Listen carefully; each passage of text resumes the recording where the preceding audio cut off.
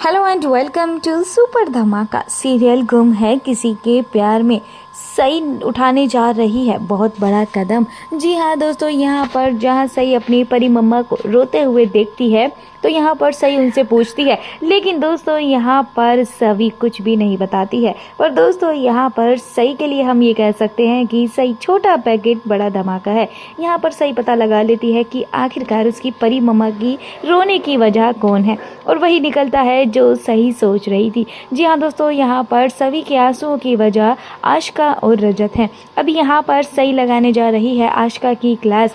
यहाँ पर सई अपनी आशिका मम्मा से कहती है कि आप मेरी मम्मा हो, लेकिन आपने मम्मा वाले कोई भी काम नहीं किए हैं।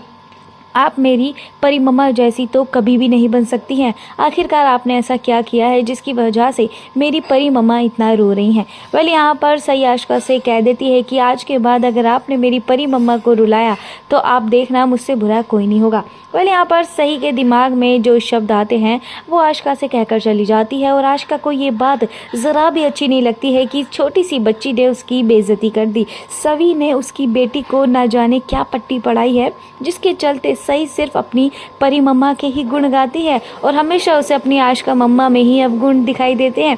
वेल अब यहाँ पर रजत जो करने जा रहा है उसे लेकर के अब रजत को काफ़ी कुछ झेलना पड़ने वाला है। जी हाँ दोस्तों, यहाँ पर जहाँ अपने बेटे के खातिर रजत आशिका का साथ दे रहा है, एक गुनहगार का साथ दे रहा है, वो चीज़ अब उसको काफ़ी महंगी पड़ने वाली है। क्योंकि यहाँ पर जहाँ एक और सभी ने कसम खा ली है कि चाहे कुछ भी हो जाए, लेकिन जिसने भी ईशा के साथ ये घटिया हरकत की है उसे सज़ा ज़रूर मिलेगी। और जैसे ही सभी को पता चलता है कि आई का एक्सीडेंट किसी और ने नहीं बल्कि आशिका ने ही किया था और रजत उसे बचा रहा है, तो ये बात सभी को ज़रा भी बर्दाश्त नहीं होती है।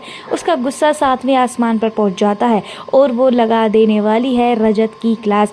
जी हाँ दोस्तों, यहाँ पर एक बार फिर से आशिका की वजह से रजत और सभी के बीच में तकरार छिड़ जाएगी, या हम ये कहें कि महासंग्राम छिड़ जाएगा। वेल अब यहाँ पर सभी और रजत दोनों एक दूसरे के अपोजिट हो चुके हैं। जहाँ रजत एक तरफ आशिका का साथ दे रहा है, वहीं दूसरी ओर सभी अब आशिका के खिलाफ खड़ी है। सभी यहाँ पर मांग कर रही है कि आशिका को सज़ा मिलनी चाहिए।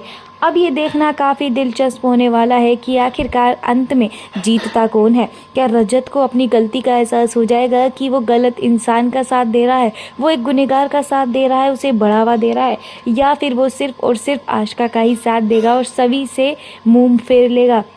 वेल आपको क्या लगता है, रजत को क्या करना चाहिए? क्या सभी अपनी आई को इंसाफ दिला पाएगी? बहुत सारे सवाल आप लोगों के मन में पैदा हो रहे हैं, हम अच्छे से जानते हैं, लेकिन आपको क्या लगता है? अपनी राय देना बिल्कुल ना भूलें।